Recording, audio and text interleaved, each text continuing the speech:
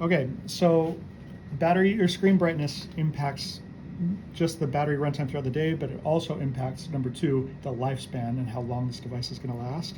So there's two things we need to take a look at to make sure that both of those don't become a problem. One is inside the settings.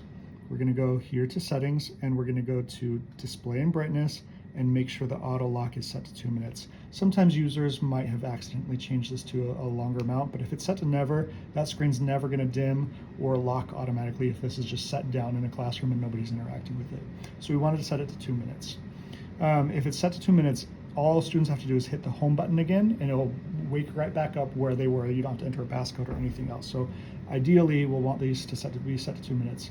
The second piece is inside of CoughDrop. So if we already have a user signed into CoughDrop, we just go to their settings. Since this user is not signed in, I'm just going to sign in with a user.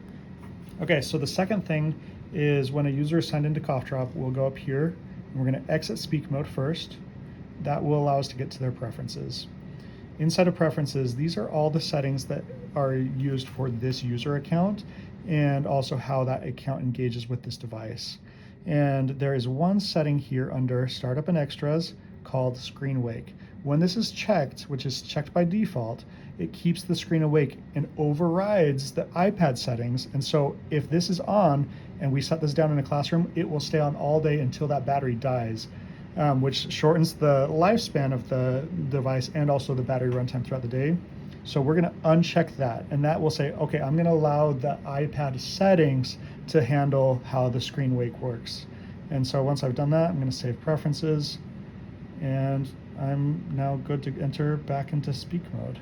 Now, if I let this iPad sit, the screen will lock automatically. And if it does lock, I just have to hit the home button and it'll go right back to where it was. But those two settings will help our batteries tremendously.